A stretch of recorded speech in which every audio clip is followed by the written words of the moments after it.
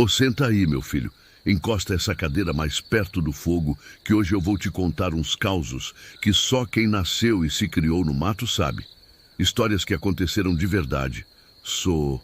Não é invenção, não. É coisa que meu pai contava, que meu avô contava, e que hoje eu conto pra vocês. Pois é, o interior tem seus mistérios, suas assombrações, seus segredos guardados a 7 chaves. E quem já viveu na roça sabe que tem coisa que a gente não explica, só respeita. Se você gosta desses causos de roça, se inscreve aí no canal, aperta o sino, já deixa teu joinha e vambora ouvir.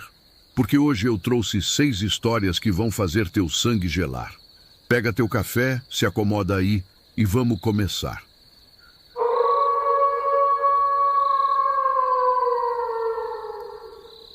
Relato 1. O grito na Estrada da Cruz. Pois não é que lá no sítio do finado Zé Bento, em Caldas Novas, tinha uma estradinha de terra que cortava o mato bem no meio. Chamavam ela de Estrada da Cruz, porque bem no centro, onde ela fazia uma curva fechada, tinha uma cruz de madeira velha, toda carcomida pelo tempo. Ninguém sabia direito quem tinha botado aquela cruz ali, nem por quê. Uns diziam que foi por causa de um acidente, outros falavam que era para espantar coisa ruim. Mas todo mundo respeitava aquela cruz. Passava por ali, fazia o sinal da cruz e seguia a viagem. Agora tinha um rapaz ali da região, chamado Antônio Carlos, mas todo mundo conhecia ele por Toninho. Rapaz bom, trabalhador, casado com a Mariazinha, uma moça bonita que nem boneca de porcelana.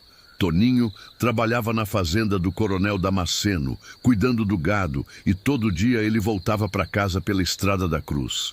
Era fim de março de 1987. Lembro bem porque foi no mesmo ano que meu compadre Joaquim morreu. Toninho estava voltando do trabalho, já eram umas 8 da noite, escuro que nem boca de lobo. Ele vinha a pé mesmo, que naquele tempo era difícil ter carro, né, meu filho? Quando ele chegou perto da curva da cruz, ouviu um grito que gelou até a medula dos ossos. Um grito de desespero, de dor, que parecia vir do fundo da terra. Toninho parou na hora, o coração batendo que nem tambor de macumba. Quem é? Quem tá aí? Ele gritou, mas só o vento respondeu. Ficou ali parado uns 5 minutos, prestando atenção, mais nada. Pensou que fosse imaginação e seguiu o caminho. Mas quando passou pela cruz, o grito veio de novo, mais alto, mais desesperado. Dessa vez, Toninho viu um vulto branco do lado da cruz, parado que nem estátua. O cabra ficou branco feito vela, as pernas tremendo que nem vara verde, mas como era corajoso, resolveu chegar mais perto. E foi quando viu que não era vulto, não. Era uma mulher toda de branco, ajoelhada na frente da cruz, chorando que parecia que o mundo ia acabar. Ô moço, a senhora está precisando de ajuda? Toninho perguntou, chegando devagar. A mulher levantou a cabeça e Toninho nunca mais esqueceu aquele rosto. Era uma moça nova, bonita, mas com os olhos tão tristes que dava vontade de chorar junto. E o mais estranho, ela parecia transparente, como se fosse feita de fumaça. Ele prometeu que ia voltar, ela disse, com uma voz que parecia vir de longe. Mas já faz 20 anos que eu espero. Toninho ficou ali, sem saber o que fazer. A moça continuou. Meu nome é Helena. Eu morri aqui, nessa estrada, esperando meu noivo voltar da guerra. Ele disse que ia casar comigo quando voltasse, mas nunca mais apareceu. E eu fiquei aqui esperando. O rapaz sentiu um frio na espinha. Guerra? Que guerra? Mas antes que pudesse perguntar, a moça começou a sumir, que nem fumaça no vento. Não me deixe sozinha, não me deixe, ela gritou, e o grito ecoou pela estrada toda. Toninho saiu correndo dali, que nem diabo que a cruz não quer. Chegou em casa ofegante, suando frio, e contou tudo para Mariazinha. A mulher dele ficou preocupada, mas achou que era coisa da cabeça dele. Mas no dia seguinte, Toninho procurou o seu Manuel, o homem mais velho da região, para contar o que tinha acontecido. e foi aí que descobriu a verdade. "Ô, Toninho, essa história eu conheço sim", disse seu Manuel, balançando a cabeça. "Meu pai contava que lá pelos anos 1960 tinha uma moça chamada Helena, que morava numa casinha perto da estrada. Ela era noiva de um rapaz que foi chamado para a guerra, não lembro bem qual. Ele prometeu que ia voltar e casar com ela." "E voltou?" Toninho perguntou, já imaginando a resposta. Nunca mais se soube dele. Helena ficou esperando, até que um dia ela saiu de casa com o vestido de noiva, disse que ia encontrar com ele na estrada. Encontraram ela no outro dia, morta, bem embaixo daquela cruz. Dizem que ela morreu de desgosto, de tanto esperar. Toninho sentiu um arrepio subir pela espinha. E a cruz? A família dela que botou para marcar o lugar onde ela morreu. E desde então, todo mundo que passa ali de noite ouve o grito dela, vê ela esperando. Daquele dia em diante, Toninho mudou o caminho de casa. Dava uma volta grande, mas não passava mais pela estrada da cruz. Dizia que não conseguia esquecer aqueles olhos tristes, aquela voz pedindo para não deixar ela sozinha. E sabe o que é mais estranho, meu filho?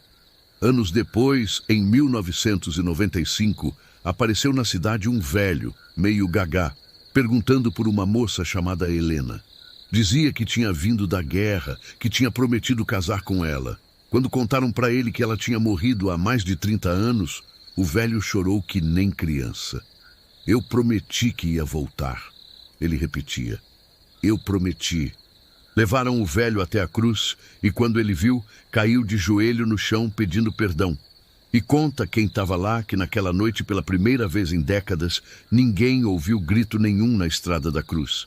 Dizem que Helena tinha encontrado a paz, que tinha ouvido o pedido de perdão que esperava há tanto tempo. Mas, meu filho, promessa é dívida sagrada. Quem promete e não cumpre, carrega o peso na consciência. E às vezes, esse peso fica assombrando até depois da morte. Toninho mora até hoje na região, já é avô, mas quando alguém pergunta sobre a Estrada da Cruz, ele balança a cabeça e diz: "Tem coisa que a gente não mexe, só respeita e passa longe." Relato 2. A menina que voltou diferente. Meu filho, essa história aqui aconteceu lá no sítio da Dona Sebastiana, em Pirenópolis. Era uma família grande, bonita, que vivia da criação de gado e plantação de milho. Seu Sebastião era o pai, homem trabalhador, honesto, que nunca fez mal a ninguém.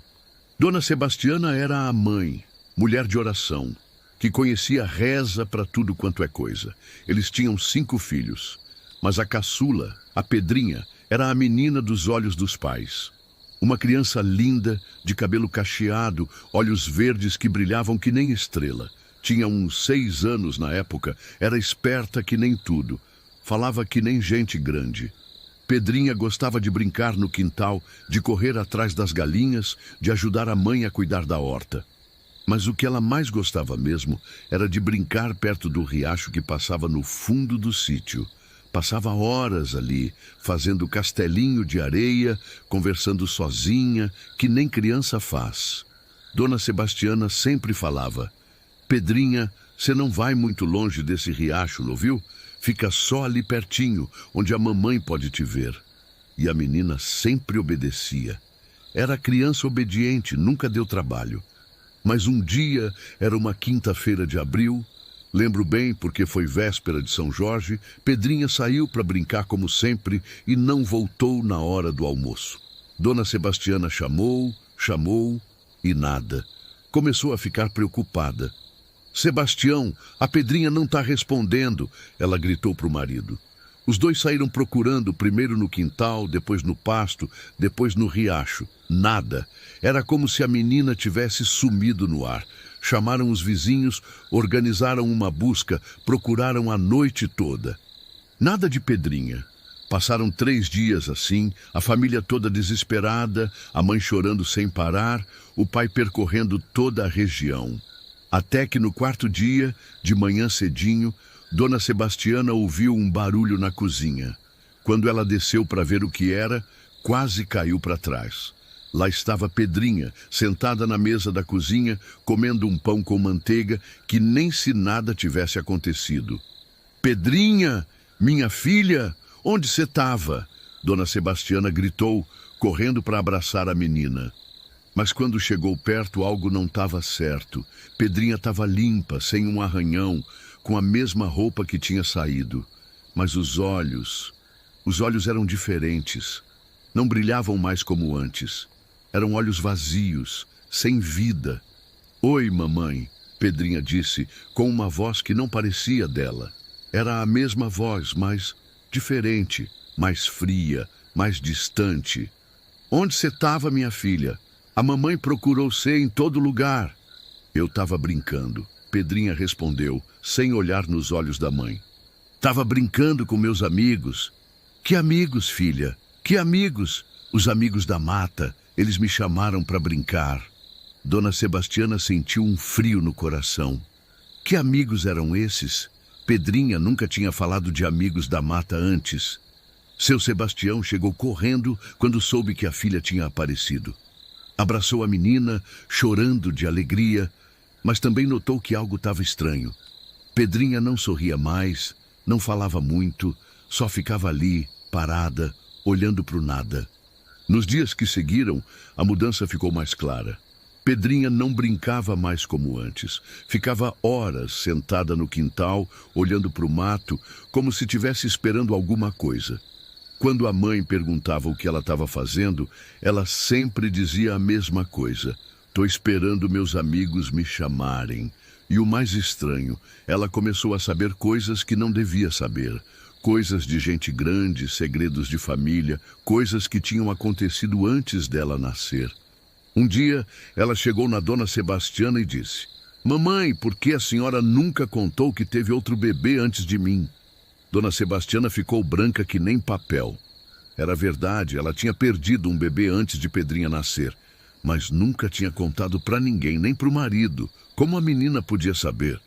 Ele está lá com meus amigos, Pedrinha continuou. Ele disse que a senhora chorou muito quando ele foi embora. A mãe saiu correndo dali desesperada. Procurou a benzedeira da região, Dona Aparecida, uma mulher que entendia dessas coisas. Dona Aparecida, minha filha voltou diferente. Ela sabe coisas que não devia saber, fala coisas estranhas. A benzedeira ouviu tudo, balançou a cabeça e disse: Traga a menina aqui amanhã, no fim da tarde. E não deixe ela sozinha, nem por um minuto. No dia seguinte, levaram Pedrinha para a casa da benzedeira. Quando Dona Aparecida viu a menina, fez o sinal da cruz e murmurou uma oração. Senta aqui, minha filha, ela disse para Pedrinha. Conta para vovó onde você estava esses dias. Pedrinha olhou para a benzedeira com aqueles olhos vazios e disse: Eu estava na casa dos meus amigos. Eles moram numa casa grande, linda, no meio da mata. Tem muitas crianças lá, todas brincando, todas felizes. E o que vocês faziam lá? Brincava, comia doce, cantava música. Eles disseram que eu podia ficar para sempre, que nunca mais ia ter que ir embora. Dona Aparecida sentiu um calafrio. E por que você voltou? Porque eles disseram que eu podia visitar vocês, mas que eu tinha que voltar para lá. Eles são minha família de verdade agora. A benzedeira entendeu na hora o que estava acontecendo. Puxou os pais da menina para um canto e explicou. Vocês sabem o que aconteceu com sua filha? Ela foi levada pelos encantados. O que voltou aqui não é mais a Pedrinha de vocês. É como posso explicar? É uma cópia. Os encantados pegaram a alma dela e deixaram isso aqui no lugar. Mas ela é nossa filha, seu Sebastião gritou. Não, não é mais. Olha para os olhos dela. Cadê o brilho? Cadê a alegria? Isso aí é só um corpo vazio, uma boneca que eles fizeram para enganar vocês. Dona Sebastiana começou a chorar. Então nossa filha, nossa Pedrinha, está viva, mas não vai mais voltar. Ela está feliz lá com os encantados. É melhor assim. Se vocês tentarem trazê-la de volta, ela vai sofrer. E foi assim que seu Sebastião e Dona Sebastiana tiveram que aceitar que a filha que eles tinham perdido nunca mais ia voltar. A Pedrinha que ficou Morou com eles mais alguns meses, mas aos poucos foi perdendo a forma humana. Começou a ficar transparente, a falar cada vez menos, até que um dia simplesmente desapareceu. Dizem que ela voltou para a mata, para o lugar onde realmente pertencia agora. Seu Sebastião e Dona Sebastiana nunca mais foram os mesmos. Mudaram do sítio, foram morar na cidade. Mas até hoje, quando alguém pergunta pelos filhos, eles falam dos 4 que criaram. Da Pedrinha, nunca mais falaram. Porque tem coisas, meu filho, que a gente não consegue entender, só aceitar. O mundo é cheio de mistérios, e às vezes a gente perde alguém que ama para um mistério desses.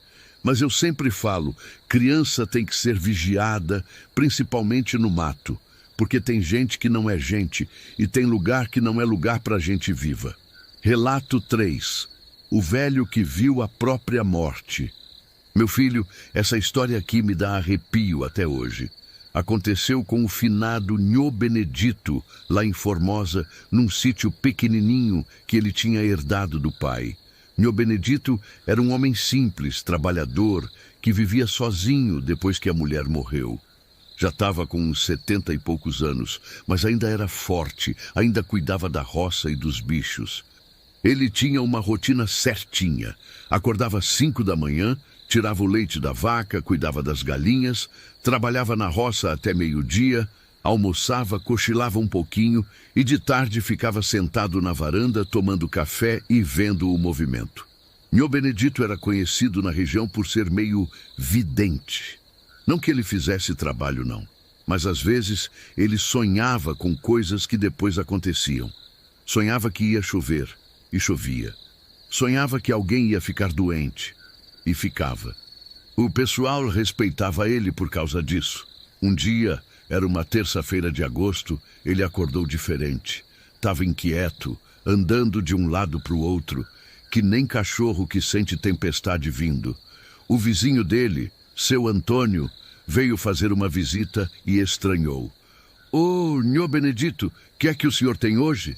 Tá parecendo que viu assombração. Pior que é quase isso, Antônio. Nhô Benedito respondeu, coçando a cabeça. Eu tive um sonho muito esquisito essa noite. Sonhei que eu estava aqui na varanda, tomando café, quando chegou um homem de preto, montado num cavalo preto. Ele parou bem ali na frente. Ele apontou para o portão e disse que tinha vindo me buscar. Seu Antônio deu uma risada. Ô, Nhô Benedito, o senhor está ficando impressionado à toa. Sonho é sonho, vida é vida. Não, Antônio. Esse sonho foi diferente. Parecia real demais. Eu senti o cheiro do cavalo, ouvi o barulho da sela, vi o rosto do homem. E sabe o que mais me assombrou? Eu não tive medo. Parecia que eu já estava esperando ele. Seu Antônio ficou meio sem jeito. Conhecia Nhô Benedito há anos. Sabia que quando ele sonhava com alguma coisa, geralmente acontecia. E o que mais aconteceu no sonho? Eu me levantei, botei a xícara na mesa e fui com ele.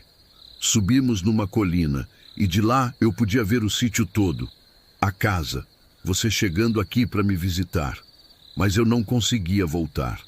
Era como se eu tivesse que ir embora, sabe? Daquele dia em diante, Nhô Benedito ficou diferente. Começou a arrumar as coisas da casa, colocar os papéis em ordem, separar as coisas que queria deixar para os sobrinhos. Dizia que queria deixar tudo arrumadinho. Passou uma semana assim. Nhô Benedito trabalhando normal, mas sempre com aquele ar de quem estava se despedindo. No domingo, ele foi na igreja, confessou com o padre, tomou comunhão. Coisa que ele não fazia há anos. Na segunda-feira, seu Antônio foi visitar ele de novo. Encontrou Nhô Benedito sentado na varanda, tomando café, que nem sempre fazia. Mas tinha algo estranho no ar. O sítio estava quieto demais, nem os passarinhos cantavam. Bom dia, Nhô Benedito. Bom dia, Antônio. Senta aí e toma um café comigo. Eles ficaram conversando sobre coisas do dia a dia, mas seu Antônio notou que Nhô Benedito estava olhando muito para o portão, como se estivesse esperando alguém. O senhor está esperando visita? Seu Antônio perguntou. Tô sim, Nhô Benedito respondeu, sem tirar os olhos do portão. E acho que não vai demorar muito. Foi quando eles ouviram o barulho. Casco de cavalo batendo na estrada de terra. Toque, toque, toque, toque. Um barulho ritmado, como se o cavalo tivesse vindo de muito longe. Seu Antônio olhou para o portão e não viu nada. Mas Nhô Benedito se levantou devagar, como se estivesse vendo alguma coisa. Ele chegou, Nhô Benedito disse com uma voz calma, sem medo. Quem chegou? Eu não estou vendo ninguém. O homem do sonho, ele está ali, montado no cavalo preto, esperando por mim. Seu Antônio olhou de novo e não viu nada. Só a estrada vazia, o vento balançando as folhas das árvores. Mas o barulho do casco continuava, agora mais perto. Nhô Benedito botou a xícara na mesa, exatamente como tinha feito no sonho. Antônio, você vai cuidar dos meus bichos até os sobrinhos chegarem aqui? Claro, Nhô Benedito, mas... Obrigado, meu amigo. Você sempre foi um bom vizinho. E então, aconteceu uma coisa que seu Antônio nunca conseguiu explicar. Nhô Benedito começou a andar em direção ao portão. Mas conforme ele ia andando, ia ficando transparente, como se fosse feito de fumaça. E o barulho do casco ficava mais forte, mais real. Quando Nhô Benedito chegou no portão, ele parou e acenou para seu Antônio. Tchau, Antônio. Obrigado por tudo. E desapareceu. Sumiu no ar, que nem nunca tivesse existido. O barulho do casco também parou de repente e voltou aquele silêncio estranho. Seu Antônio ficou ali parado, sem entender nada. Correu até o portão, olhou para todos os lados, mas não viu nada. Nenhum cavalo, nenhum homem de preto, nenhuma pegada na terra. Voltou correndo para a varanda e foi aí que viu. Nhô Benedito estava lá, sentado na cadeira, com a xícara na mão. Mas não se mexia, não respirava. Tinha morrido ali mesmo, tomando café, olhando para o portão. O médico disse depois que foi o coração, que parou de repente. Mas seu Antônio nunca contou para ninguém o que tinha visto. Quem é que ia acreditar? No velório, o povo comentava como Nhô Benedito estava com cara de paz, como se tivesse morrido feliz. E seu Antônio pensava, é porque ele já sabia. Ele viu a própria morte no sonho e se preparou para ela. Dizem que tem gente que nasce com esse dom de ver o que vai acontecer. E às vezes a gente vê a própria morte chegando. Não é para ter medo, não. É só um aviso para a gente se preparar, para a gente se despedir direito. Nhô Benedito morreu em paz porque tinha aceito o que ia acontecer. Ele viu a morte dele no sonho e não lutou contra ela. Só se preparou e esperou. E sabe o que é mais curioso, meu filho? Depois que Nhô Benedito morreu, seu Antônio começou a escutar aquele barulho de casco de cavalo toda semana, sempre na segunda-feira, no mesmo horário. Como se o homem de preto passasse ali, fazendo sua ronda, mas agora ele não parava mais, passava direto, porque já tinha feito o trabalho dele. Relato 4. A benzedeira e o pacto quebrado. Ô meu filho, essa história aqui é de fazer o cabelo ficar em pé. Aconteceu lá em Catalão, com uma benzedeira famosa chamada Dona Quitéria. Ela era conhecida em toda a região por curar tudo: espinhela caída, cobreiro, quebranto, mal-olhado, dor de cabeça, problema no peito. Não tinha doença que ela não desse jeito. Dona Quitéria era uma mulher pequenina, toda enrugadinha, com uns olhos azuis que pareciam ver além da gente. Devia ter uns 80 anos, mas era ligeira que nem menina. Morava numa casinha simples, nos fundos da cidade, rodeada de plantas medicinais, arruda, guiné, pião roxo, erva cidreira, boldo, um jardim que parecia farmácia. Todo dia tinha gente na porta da casa dela. Vinha gente de longe, de outros estados até, procurando a cura que os médicos não conseguiam dar. E Dona Quitéria nunca cobrava nada. Recebia só o que o povo queria dar: uma galinha, uns ovos, um saco de feijão, uma bênção. Mas tinha uma coisa que o pessoal não sabia sobre Dona Quitéria. Ela tinha um pacto, não com o diabo, não pensa em besteira. Era um pacto com os espíritos bons, com as entidades que protegem os que fazem o bem. Quando ela era nova, ainda aprendendo o ofício com a mãe dela, ela tinha feito uma promessa: eu vou usar esse dom só para fazer o bem. Nunca vou cobrar dinheiro por uma benzeção. Nunca vou usar a força que me foi dada para prejudicar ninguém. E quando chegar a minha hora, vou passar o conhecimento para alguém que mereça. E durante mais de 50 anos, Dona Quitéria cumpriu essa promessa. Benzeu, curou, ajudou, sempre sem pedir nada em troca. Mas o tempo foi passando, ela foi ficando mais velha, mais cansada, e não conseguia encontrar ninguém para passar o conhecimento.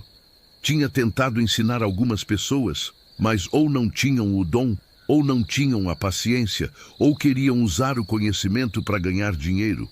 E isso ela não podia permitir. O pacto era claro: o dom tinha que ser usado só para fazer o bem. Em 1989, apareceu na porta dela uma moça jovem, bonita, chamada Lúcia. Disse que vinha de Brasília, que tinha ouvido falar de Dona Quitéria e queria aprender com ela.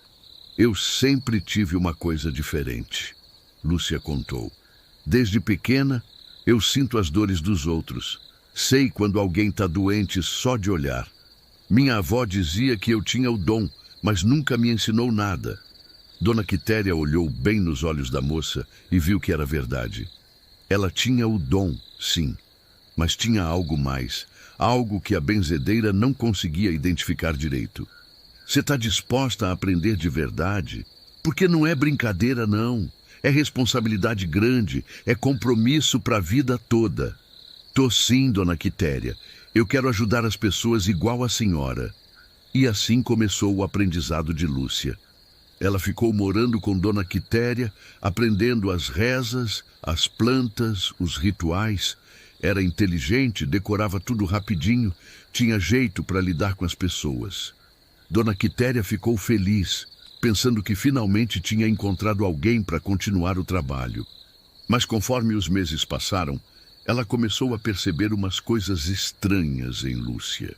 A moça perguntava muito sobre como fazer trabalho para prejudicar alguém, como amarrar homem, como dar azar para os inimigos. Quando Dona Quitéria explicava que essas coisas eram proibidas, que iam contra o pacto, Lúcia concordava, mas o brilho no olho dela mudava. Um dia, Dona Quitéria pegou Lúcia conversando com um homem no quintal, um homem que ela não conhecia, todo de preto, com uns olhos estranhos. Quando ela chegou perto, o homem desapareceu que nem fumaça. Quem era aquele homem, Lúcia? Que homem? Não tinha ninguém aqui não, Dona Quitéria. Mas a benzedeira não era boba. Ela sabia que tinha visto alguma coisa e começou a prestar mais atenção em Lúcia. Foi quando descobriu que a moça estava fazendo trabalhos escondido. Trabalhos para os quais ela cobrava, e caro. Trabalhos para separar casamento, para dar azar para os outros, para amarrar homem casado. Tudo que era contra o pacto. Dona Quitéria ficou desesperada. Ela tinha ensinado tudo para Lúcia. Tinha passado segredos que guardava há décadas. E agora a moça estava usando tudo isso para o mal. Lúcia, você sabe que não pode fazer essas coisas. Você prometeu que ia usar o dom só para fazer o bem. Promessa não enche barriga, Dona Quitéria, Lúcia respondeu, com uma frieza que gelou o sangue da velha. A senhora passou a vida inteira aqui, pobre, vivendo de esmola. Eu não vou fazer a mesma besteira. Você não entende, menina. O pacto não é brincadeira. Se você quebrar, as consequências vão ser terríveis. Lúcia deu uma gargalhada. Pacto? Que pacto? Isso é coisa da sua cabeça, velha. Não existe pacto nenhum. O que existe é conhecimento, poder, e eu vou usar da maneira que eu quiser. Naquela mesma noite, Lúcia sumiu. Levou todos os livros de Dona Quitéria, todas as ervas raras, todas as ferramentas sagradas. Deixou só um bilhete. Obrigada pelos ensinamentos. Agora vou fazer minha própria vida. Dona Quitéria chorou como nunca tinha chorado, não pela perda das coisas materiais, mas porque sabia o que ia acontecer. O pacto tinha sido quebrado. Ela tinha passado o conhecimento sagrado para alguém que ia usar para o mal. E as consequências não iam demorar. Uma semana depois, as primeiras notícias chegaram. Lúcia tinha aberto uma casa de trabalhos numa cidade vizinha. Cobrava caro, fazia qualquer tipo de serviço, não importava se era para prejudicar alguém. E o pior, estava usando o nome de Dona Quitéria, dizendo que era discípula dela. Eu ensinei aquela menina tudo o que sabia, Dona Quitéria disse para o padre da cidade, e agora ela está usando para fazer maldade. Padre, eu quebrei o pacto sem querer. O que vai acontecer comigo? O padre tentou consolá-la, mas Dona Quitéria sabia que não havia consolo. Ela tinha falhado na missão mais importante da vida dela. 2 meses depois, chegaram notícias piores. Lúcia estava fazendo trabalhos cada vez mais pesados, cada vez mais perigosos. Já tinha separado 3 casamentos, já tinha feito uma mulher ficar doente, já tinha amarrado um homem que quase enlouqueceu. E cobrava cada vez mais caro. Mas as entidades que protegiam Dona Quitéria não iam deixar passar. Uma noite, a velha benzedeira acordou com um vento estranho na casa. Um vento que não mexia as cortinas, mas gelava até os ossos. Quitéria. Uma voz sussurrou no escuro. O pacto foi quebrado. Eu sei, ela respondeu tremendo. Eu sei que errei. O que vocês querem de mim? Você deve consertar o que foi quebrado.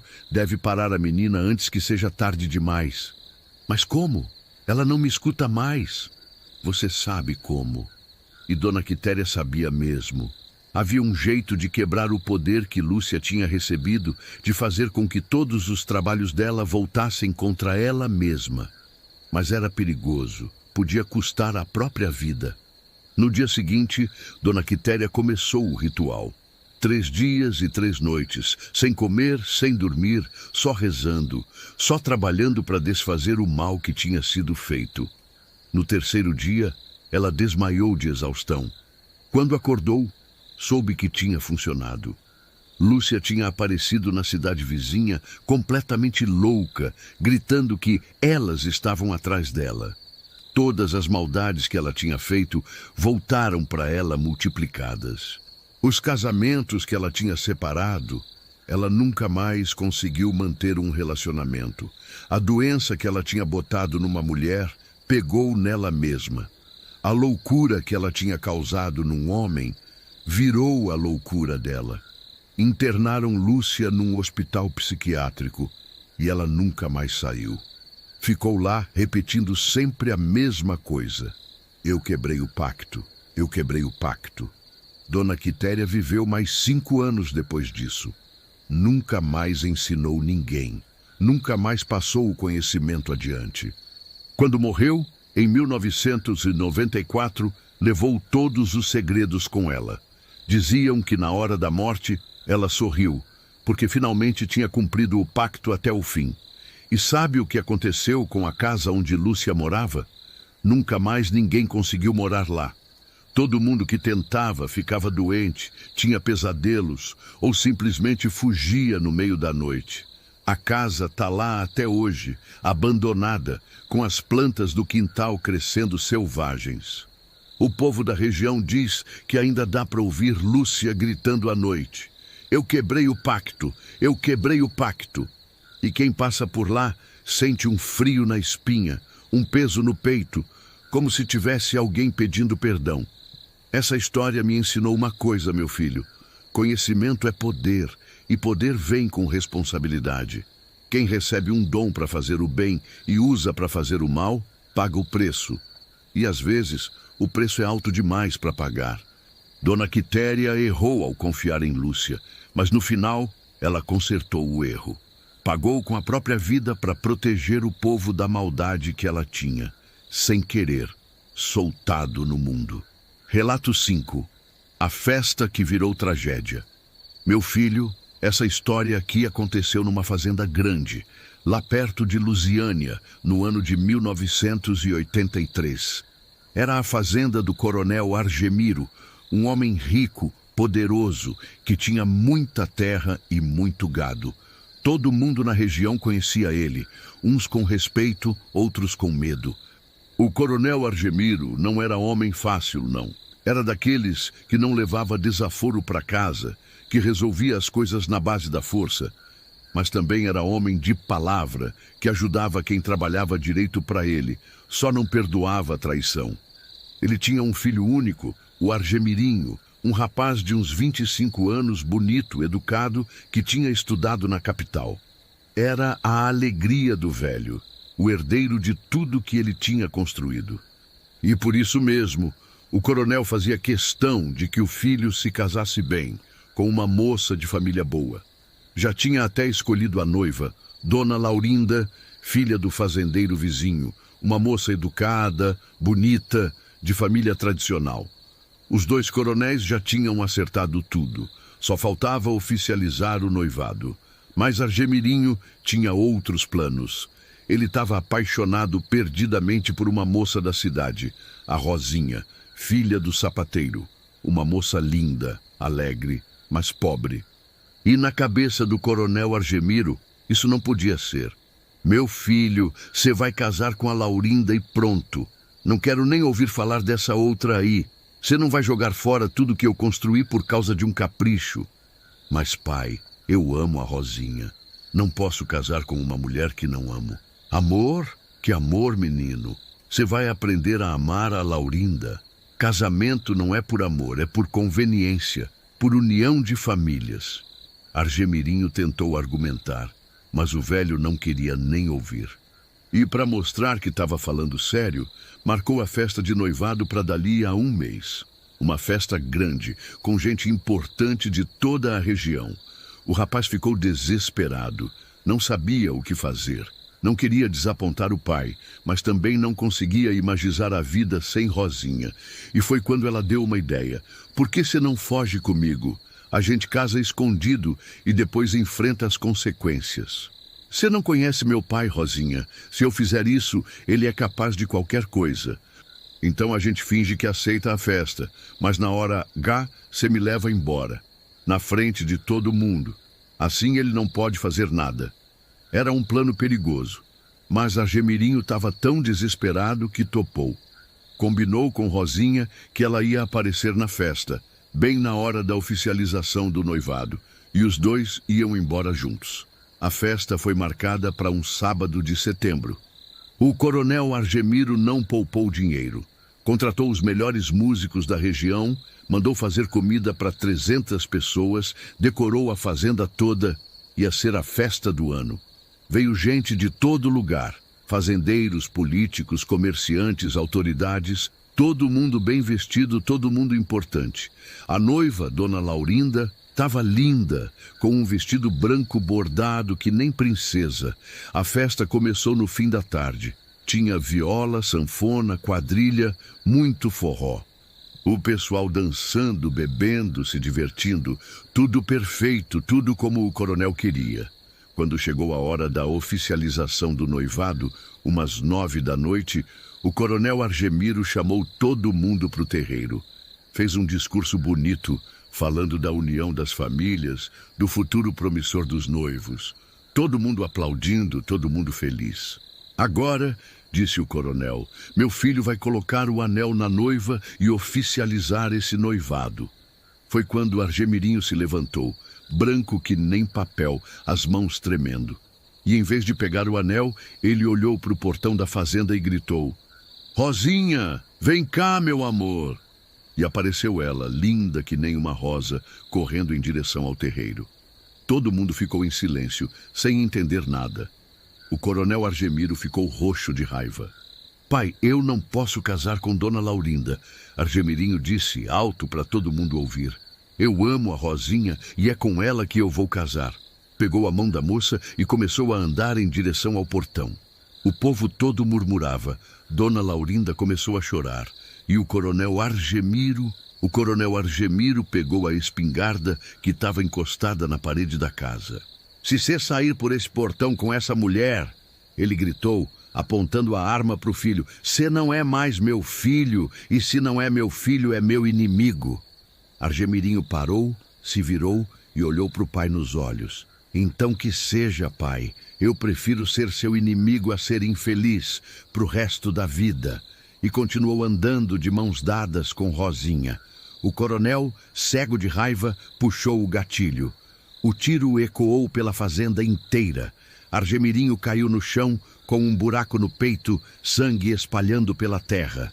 Rosinha gritou, se jogou em cima dele, chorando que parecia que o mundo ia acabar. "Argemirinho, meu amor, não morre, não me deixa." Mas já era tarde. O rapaz morreu ali mesmo, no terreiro da fazenda, na frente de 300 pessoas, no dia que deveria ser o mais feliz da vida dele. O silêncio que desceu sobre aquela festa foi o silêncio mais pesado que eu já ouvi falar. Ninguém se mexia, ninguém respirava. Até os músicos pararam de tocar. E foi aí que aconteceu uma coisa que ninguém nunca esqueceu. Rosinha se levantou devagar, o vestido todo manchado de sangue, e olhou para o coronel Argemiro com uns olhos que gelavam a alma. "O senhor matou o próprio filho por orgulho," ela disse, com uma voz que saía do fundo do peito. "Pois que o orgulho seja a ruína do senhor também. Que nunca mais tenha paz, que nunca mais durma sossegado, que carregue essa culpa até o dia que morrer." E saiu andando pela estrada, sumindo na escuridão da noite. A festa acabou ali. Todo mundo foi embora em silêncio, deixando o coronel sozinho com o corpo do filho e o peso da culpa. Daquele dia em diante, a vida do coronel Argemiro virou um inferno. Ele não conseguia mais dormir, vivia tendo pesadelos com o filho pedindo perdão. Começou a beber, a descuidar dos negócios, a ficar cada vez mais sozinho.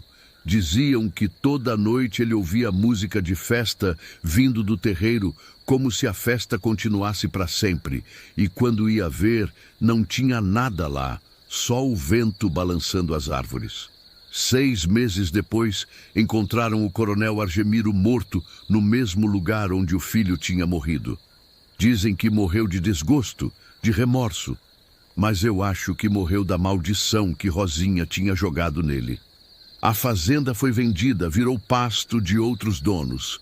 Mas até hoje, todo mês de setembro, no dia da festa, o povo da região diz que dá para ouvir música, risada, barulho de festa vindo de lá. E quem tem coragem de chegar perto, vê as luzes acesas, as pessoas dançando, como se a festa nunca tivesse acabado. Mas no centro de tudo, sempre tem um rapaz de branco e uma moça de vestido simples, dançando abraçados, felizes para sempre. Porque na morte, eles conseguiram ficar juntos, coisa que a vida não deixou. E o coronel Argemiro? Dizem que ele também está lá, sentado num canto, sozinho, vendo o filho ser feliz e sabendo que foi ele quem impediu essa felicidade na vida real. Essa história me ensina que orgulho é pecado perigoso, meu filho. Pode destruir uma família inteira, pode transformar amor em tragédia. E que às vezes a gente perde tudo por querer controlar o que não pode ser controlado. Relato 6. A maldição da família Santos. Meu filho, essa última história que eu vou contar para vocês é a mais pesada de todas. Aconteceu com uma família que eu conheci pessoalmente, lá em Cristalina. A família Santos. Era uma família grande e trabalhadora que vivia da agricultura e criação de gado. O patriarca era o seu João Santos, homem direito, trabalhador, que tinha construído tudo com o suor do próprio rosto. A mulher dele, Dona Maria Santos, era uma santa de mulher, sempre ajudando os necessitados, sempre com a casa aberta para quem precisasse. Eles tinham 7 filhos, 5 homens e 2 mulheres. Uma família unida que trabalhava junta, que se ajudava mutuamente.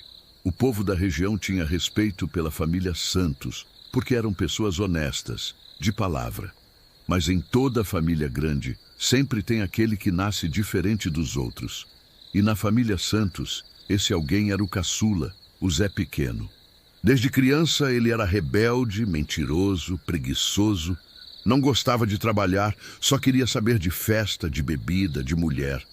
Seu João tentava corrigir o menino, mas não adiantava. Zé Pequeno não escutava conselho de ninguém. Fazia só o que queria. Conforme foi crescendo, foi ficando pior.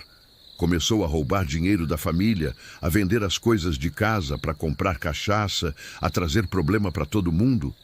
João, você precisa botar esse menino na linha, Dona Maria sempre falava. Do jeito que ele está indo, vai acabar mal. Eu já tentei de tudo, Maria. Conversa, conselho, castigo. Nada adianta. Parece que ele tem o capeta no corpo.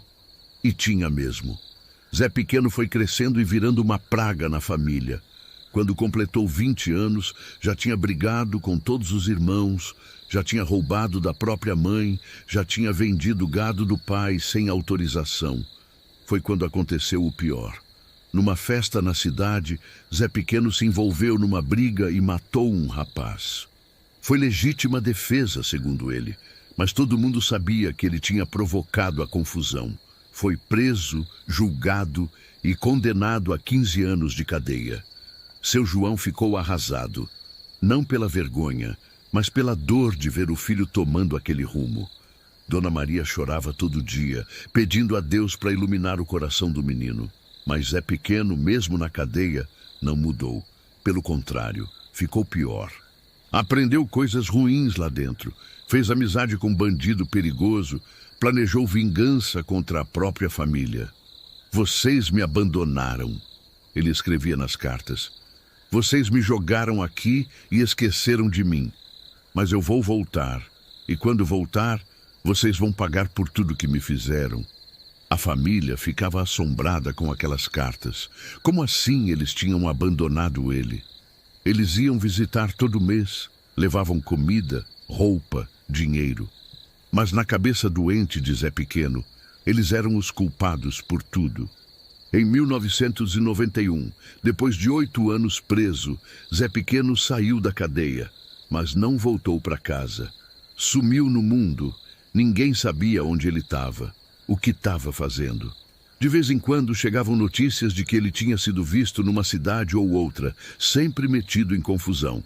A família tentou seguir a vida normalmente, mas sempre com aquela preocupação, aquele medo do que podia acontecer. E a desgraça não demorou muito para chegar. Primeiro foi o irmão mais velho, o Antônio. Morreu num acidente de caminhão, numa estrada que ele conhecia como a palma da mão. Acidente estranho, que ninguém soube explicar direito. 2 meses depois, foi a irmã mais nova, a Terezinha. Morreu de uma doença súbita, uma febre que nenhum médico conseguiu diagnosticar. Morreu em 3 dias, sofrendo muito. A família começou a ficar desesperada. 2 mortes em 2 meses, na mesma família. Coincidência demais. Foi quando chegou a carta. Uma carta de Zé Pequeno, escrita com letra torta, cheia de ódio. Já morreram 2. Vão morrer todos um por um, até sobrar só eu.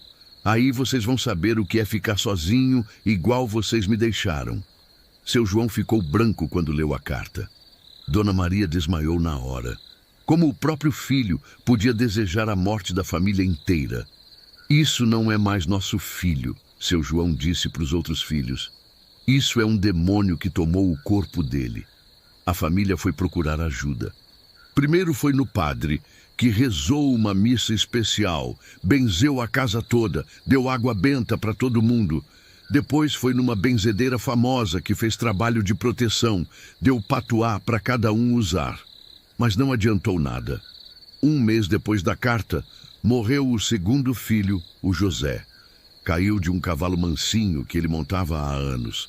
Quebrou o pescoço na queda e chegou outra carta. Já são 3, faltam 4. A família entrou em pânico. Como ele sabia que José tinha morrido? Como ele conseguia matar as pessoas à distância? Foi quando Dona Maria teve uma revelação. Numa noite, ela sonhou com a própria mãe, que tinha morrido há anos.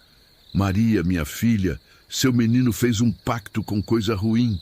Ele vendeu a alma para poder se vingar de vocês, mas tem um jeito de quebrar esse pacto. Como, mãe? Me ensina. Tem que ser o sangue de quem mais ama ele. Só o amor verdadeiro pode quebrar o ódio. Mas vai custar caro, muito caro. Dona Maria acordou sabendo o que tinha que fazer. Ela ainda amava Zé Pequeno, apesar de tudo. Ele era seu filho, seu caçulinha, mesmo tendo virado o que virou. No dia seguinte, ela reuniu a família e contou o sonho. Eu vou procurar ele, ela disse. Vou tentar quebrar essa maldição. Não, Maria, seu João gritou.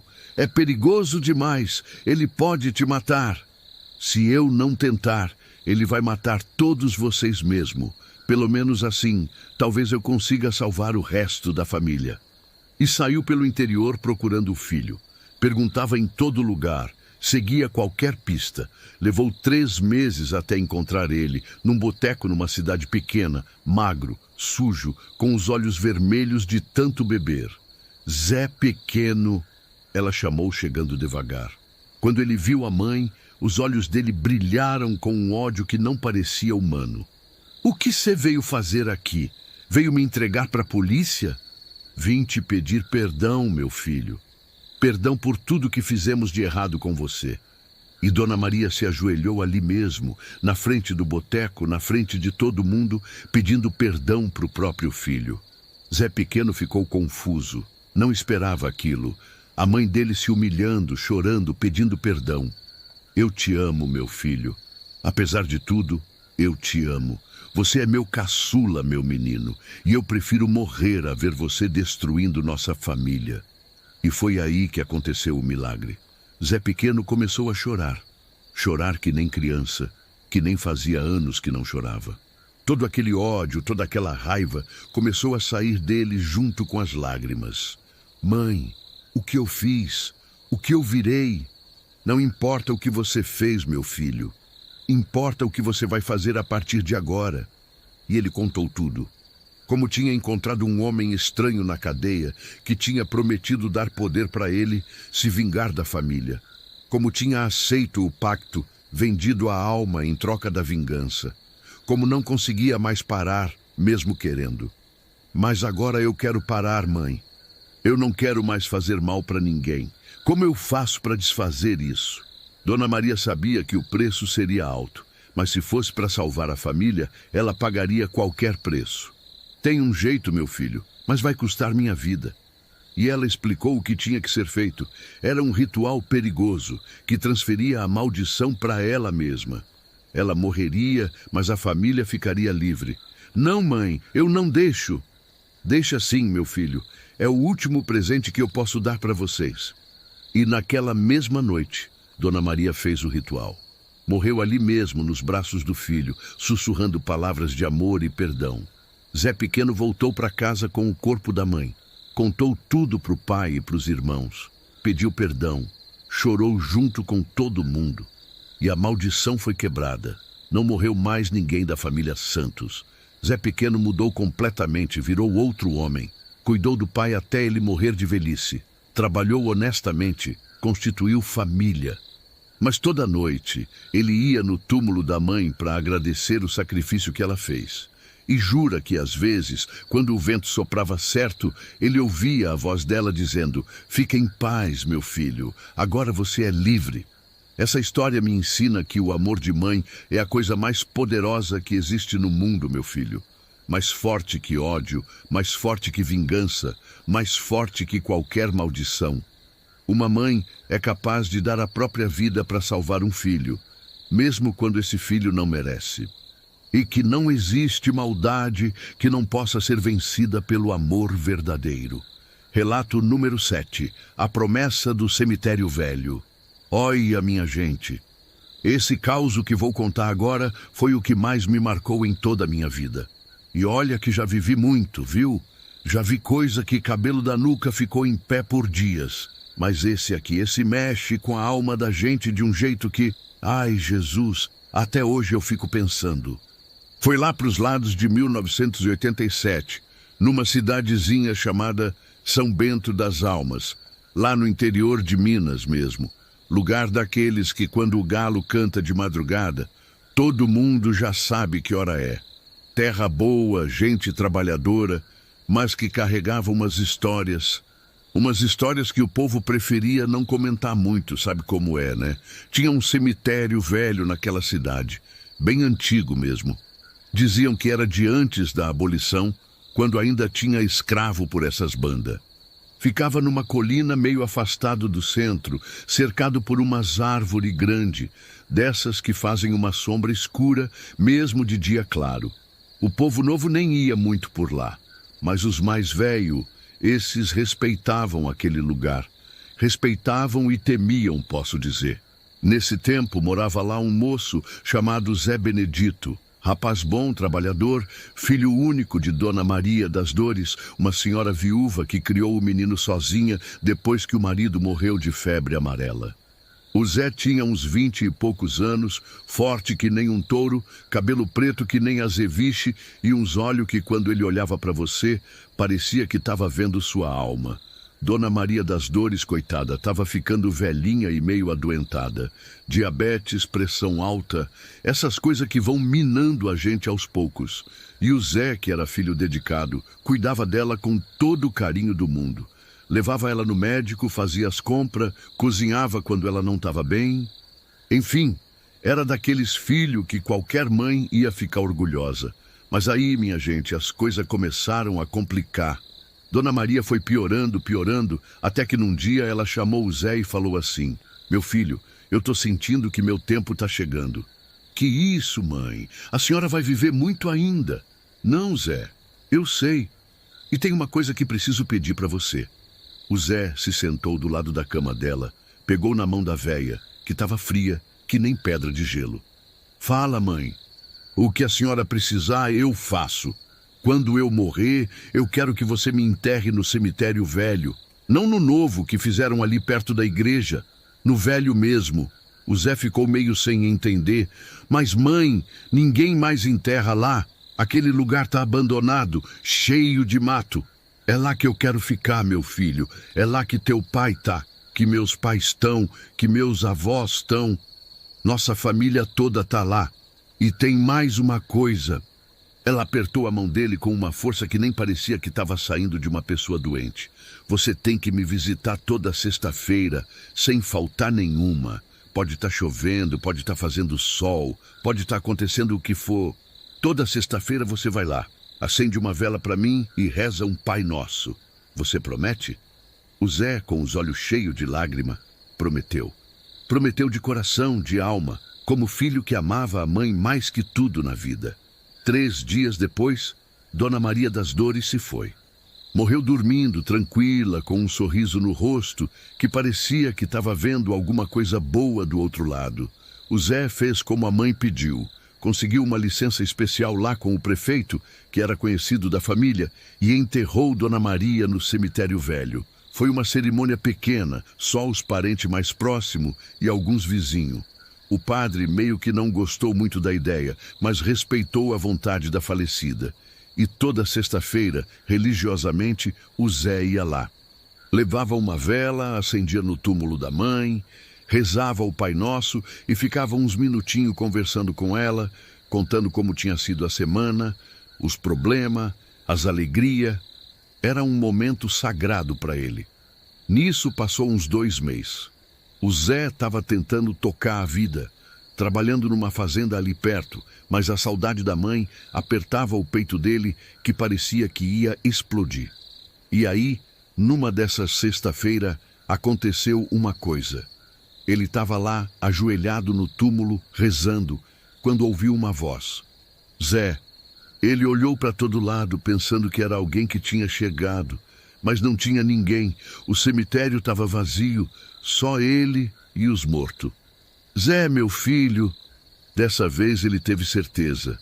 Era a voz da mãe dele, igualzinha, com aquele jeitinho carinhoso que ela tinha de falar o nome dele. O coração do rapaz disparou. Ele olhou para o túmulo e viu. Viu uma luz fraquinha saindo da terra, como se fosse uma vela acesa debaixo da terra. "Mãe," ele sussurrou. "Tô aqui, meu filho. Tô vendo que você está cumprindo sua promessa." A voz parecia vir de longe, como um eco, mas era ela, era Dona Maria das Dores mesmo. "Mãe, Eu sinto tanto sua falta. Eu sei, Zé, mas você está sendo um bom filho. Continue vindo toda sexta. Continue cumprindo sua promessa. É importante, meu filho, muito importante. E a luz se apagou. O Zé saiu de lá meio abalado, mas também meio consolado. Parecia que a mãe estava mesmo do outro lado, cuidando dele, acompanhando ele. Na sexta-feira seguinte, a mesma coisa aconteceu. A voz da mãe, a luzinha no túmulo, a conversa carinhosa. E o Zé foi se acostumando com aquilo, foi virando parte da rotina dele. Às vezes ele até esperava ansioso pela sexta-feira para poder conversar com a mãe. Mas aí, minha gente, a vida fez uma dessas pegadinhas que ela gosta de fazer. O Zé conheceu uma moça. Chamava Helena. Era de uma cidade vizinha. Tinha vindo para São Bento das Almas trabalhar na escola como professora. Moça bonita, estudiosa, cheia de sonho na cabeça. E o amor bateu no coração do Zé que nem raio. E ela também se interessou por ele, que era rapaz trabalhador, bonito e de bom coração. Começaram a namorar e em pouco tempo já estavam falando em casamento.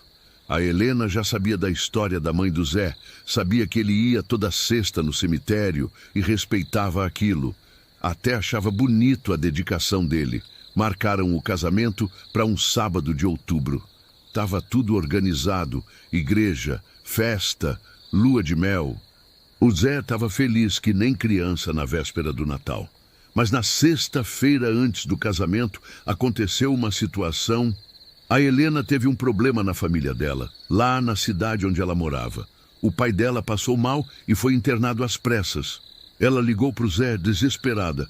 Zé, meu pai está muito mal. Os médicos disseram que pode não passar da noite. Eu preciso ir para lá agora, hoje mesmo. Claro, Helena, vamos lá.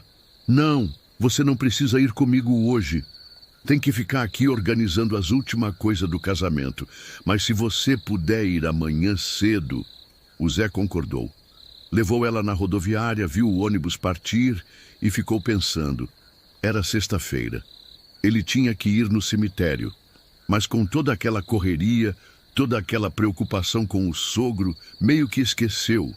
Quando deu conta, já era quase meia-noite.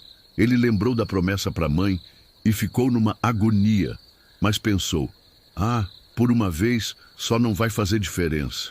Amanhã eu explico para ela. Não foi. No sábado de manhã cedo, ele pegou o primeiro ônibus para a cidade da Helena. Quando chegou lá, recebeu a notícia de que o pai dela tinha melhorado durante a noite e estava fora de perigo. Ficaram todo mundo aliviado e decidiram voltar para o casamento mesmo, que ia ser à tarde. A cerimônia foi linda, igreja cheia, todo mundo feliz, o Zé e a Helena radiante de alegria. Casaram, fizeram a festa e foram para a lua de mel numa cidadezinha do litoral. Passaram uma semana maravilhosa.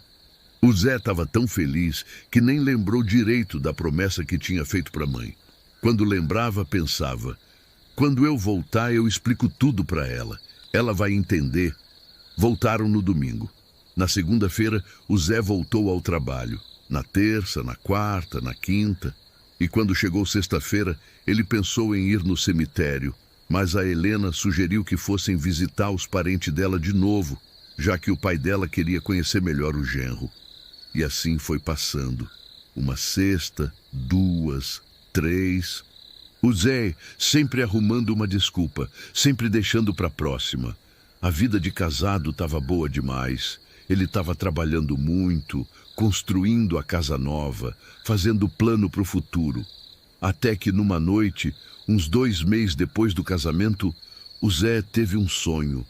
Sonhou com a mãe dele, mas não era aquela voz carinhosa que ele ouvia no cemitério. Dessa vez, Dona Maria das Dores estava com uma cara triste, decepcionada. Zé, meu filho, você esqueceu de mim. Não, mãe, eu não esqueci, não. É que... Você prometeu, Zé. Você prometeu que não ia faltar nenhuma sexta-feira. Eu sei, mãe, mas uma promessa para mãe morta não se quebra, meu filho. Não se quebra nunca. O Zé acordou suado, com o coração disparado. Olhou para o lado, a Helena dormindo tranquila, e ele ficou ali pensando. Tinha mesmo deixado a promessa de lado. Tinha mesmo se esquecido da mãe. Na sexta-feira seguinte, ele resolveu ir. Disse para Helena que ia visitar o túmulo da mãe. Ela achou até bom. Disse que ia fazer um almoço especial para quando ele voltasse. Mas quando o Zé chegou no cemitério velho, levou um susto. O lugar estava diferente. Mais sombrio, mais pesado. O mato tinha crescido muito, estava tudo mais abandonado ainda. E quando ele chegou no túmulo da mãe, a cruz que ele tinha colocado lá estava torta. A lápide estava suja, cheia de musgo. E mais estranho ainda, tinha várias velas queimadas ao redor do túmulo, vela que ele não tinha acendido. Ele limpou tudo com cuidado, endireitou a cruz, acendeu uma vela nova e ajoelhou para rezar. Mas dessa vez não aconteceu nada. Não teve voz, não teve luz, nada. Só silêncio. Mãe, ele chamou baixinho. Mãe, eu tô aqui. Nada. Mãe, me perdoa por ter faltado. Eu sei que prometi, mas... Foi quando ele ouviu um barulho, como se alguém tivesse mexendo na terra do túmulo. Ele olhou e viu que a terra estava se movendo sozinha, como se alguma coisa tivesse tentando sair de baixo. O Zé se levantou de um pulo, o coração disparado. A terra continuava se mexendo, fazendo um barulho surdo. E aí ele ouviu a voz da mãe de novo. Mas não era mais carinhosa como antes. Estava diferente, mais fria. Zé, você quebrou a promessa. Mãe, Você me esqueceu, meu filho. Me abandonou aqui sozinha. Não, mãe. Uma promessa quebrada tem consequências, Zé. Tem que pagar. E nessa hora, a vela que ele tinha acendido se apagou sozinha. O cemitério ficou na escuridão total. E o Zé sentiu uma presença. Uma presença que não era mais a mãe dele. Era alguma coisa diferente. Alguma coisa que não era boa. Ele saiu correndo dali que nem doido. Correu até chegar em casa, ofegante, suado, tremendo que nem vara verde. A Helena se assustou quando viu ele naquele estado. Meu Deus, Zé, o que aconteceu? Nada não. É que o cemitério está muito abandonado, me deu uma tristeza danada. Mas o Zé sabia que tinha acontecido alguma coisa que ele não conseguia explicar. E as coisas começaram a desandar na vida dele. No trabalho, começou a dar tudo errado. Perdeu 2 safras seguidas. Os bichos começaram a morrer sem explicação. As plantações não vingavam. Em casa, começou a brigar com a Helena por qualquer besteira. Ela não entendia o que estava acontecendo com o marido, que tinha mudado da água para o vinho. E toda sexta-feira, religiosamente, ele voltava no cemitério. Tentava conversar com a mãe, pedia desculpa, implorava perdão, mas nunca mais ouviu a voz dela. Só silêncio. Um silêncio pesado, carregado, que deixava ele mais angustiado ainda. Até que numa dessas sextas aconteceu uma coisa que até hoje eu fico arrepiado de lembrar. O Zé estava lá, ajoelhado no túmulo, chorando, pedindo perdão para a mãe, quando ouviu o passo atrás dele. Passo lento, arrastado. Ele se virou e viu Dona Maria das Dores caminhando em direção a ele. Mas não era ela. Era e não era ao mesmo tempo. Tinha a cara dela, o corpo dela, mas estava diferente, mais pálida, os olhos meio sem vida, e a roupa que ela usava era a mesma que foi enterrada. Mãe, o Zé sussurrou sem acreditar no que estava vendo. Oi, meu filho, ela falou com uma voz que parecia vir de muito longe. Mãe, você tá... Tô morta, Zé. Continuo morta. Mas você quebrou a promessa que fez para mim. Ela se aproximou mais e o Zé pôde ver que ela não estava pisando no chão direito. Os pés dela mal tocavam a terra. Mãe, me perdoa. Eu sei que errei, mas... Não tem perdão para quem quebra promessa com morto, meu filho. Não tem. O que a senhora vai fazer comigo? Dona Maria das Dores olhou bem nos olhos dele, com uma tristeza profunda, e falou: eu não vou fazer nada, Zé, mas você vai ter que escolher. Escolher como? Ou você cumpre a promessa direito toda sexta-feira, pelo resto da sua vida, ou você vem comigo agora. O Zé sentiu o sangue gelar nas veias. Vir como, mãe? Para ficar comigo, para sempre, do jeito que eu tô agora. Mas eu sou vivo, por enquanto. Nessa hora, o Zé olhou ao redor e viu que não estava mais sozinho com a mãe. Tinha outras figuras ali, outras pessoas que ele reconheceu como parente que já tinham morrido. O avô, a avó, alguns tios, todo mundo com aquela mesma aparência, meio sem vida, meio transparente. Eles vieram buscar você, Zé, disse Dona Maria das Dores. Ou você fica com os vivos e cumpre sua palavra, ou vem com os mortos e fica aqui conosco. O Zé se ajoelhou no chão, desesperado. Mãe, eu prometo, eu juro que nunca mais vou faltar. Toda sexta-feira eu venho aqui, faça chuva ou faça sol. Você já prometeu uma vez e quebrou, meu filho. Mas agora é diferente, agora eu entendi, agora eu sei o quanto é importante. Dona Maria das Dores ficou olhando para ele por um tempo que pareceu uma eternidade. Os outros mortos também ficaram esperando, imóvel que nem estátua. Tá bem, ela disse finalmente, mas se você faltar mais uma vez só, você vem conosco na mesma hora. Entendeu? Entendi, mãe, eu juro. Então levanta e vai embora. E não esquece nunca mais. O Zé se levantou, meio tonto, meio sem acreditar no que tinha acontecido. Quando olhou de novo, não tinha mais ninguém lá. Só ele e os túmulos silenciosos. Mas ele sabia que não tinha sido sonho. Tinha sido real. Mais real que qualquer coisa que ele já tinha vivido na vida. Desse dia em diante, ele nunca mais faltou. Toda sexta-feira, sem exceção, ele ia no cemitério, chovendo, fazendo sol, doente, com saúde, brigado com a mulher, feliz com a vida, não importava. Toda sexta-feira ele estava lá. A Helena, no começo, não entendia direito. Achava meio exagero, mas depois foi percebendo que aquilo era uma coisa sagrada para o marido. E respeitava. Com o tempo, as coisas na vida do Zé voltaram ao normal. O trabalho melhorou, o casamento se ajeitou, a vida foi seguindo seu rumo, mas ele nunca mais esqueceu da promessa. Nunca mais. Ele viveu até os 80 e poucos anos. Criou filho, viu o neto nascer, teve uma vida longa e boa. Mas toda sexta-feira da vida dele, ele ia no cemitério velho visitar a mãe. Quando ele morreu, em 2005, foi enterrado bem do lado dela, no mesmo cemitério. E dizem que até hoje, toda sexta-feira, tem alguém que acende uma vela lá no túmulo dos dois. Mas isso já é outra história. E é isso então, meus filhos. Acabaram os causos de hoje. 6 histórias que aconteceram de verdade, com gente de carne e osso. Gente que viveu, amou, sofreu e se foi. Sabe, cada vez que eu conto essas histórias, eu fico pensando numa coisa. O interior tem seus mistérios, suas lições, seus ensinamentos. E a gente que nasceu e se criou no mato, a gente aprende desde cedo que tem coisa que não se explica, só se respeita. Aprende que palavra dada é sagrada, que promessa não cumprida vira assombração. Aprende que orgulho é pecado que pode destruir uma família inteira. Aprende que quem brinca com coisa séria paga o preço caro. E aprende principalmente que o amor verdadeiro é mais forte que qualquer maldade. Esses causos que eu contei para vocês não são só histórias, não.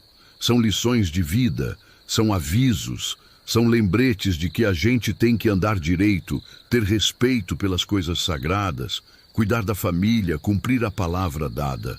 Porque lá no fundo, lá no interior, longe da cidade grande, longe da correria, a gente ainda acredita que existe justiça. Pode não ser a justiça dos homens, mas existe uma justiça maior, que cobra de cada um o que fez de errado e recompensa quem fez o bem. E é por isso, meu filho, que eu falo sempre, Respeita os mais velhos, que eles conhecem essas histórias. Respeita a terra, que ela guarda segredos que a gente nem imagina. Respeita a palavra dada, que ela tem poder maior do que a gente pensa. E respeita o amor verdadeiro, que ele é capaz de vencer qualquer maldade. O interior está cheio de mistérios, de assombrações, de histórias para arrepiar. Mas também está cheio de lições, de sabedoria, de coisa boa que a gente aprende quando para escutar. E agora, meus filhos, se você chegou até aqui, se ouviu todas essas histórias, eu quero que você faça uma coisa, conta para alguém. Conta para os seus filhos, para os seus netos, para os seus amigos, porque essas histórias só continuam vivas se a gente continuar contando. Se você já ouviu um caso parecido com esses, se você conhece uma história do interior que faz o sangue gelar, conta aí nos comentários. A gente quer saber, a gente quer escutar, porque cada família tem seus mistérios, cada lugar tem suas assombrações, cada um tem uma história para contar. E vamos, que semana que vem tem mais causos, tem mais mistérios, tem mais histórias do nosso interior, querido. Se inscreve aí no canal, deixa o sininho ativado e vem com a gente nessa jornada pelos segredos e mistérios da roça. Boa noite, meu filho. Que Deus te abençoe, que te proteja de toda maldade e que os espíritos bons da sua família te acompanhem sempre. E lembra, no interior a gente não explica, a gente respeita.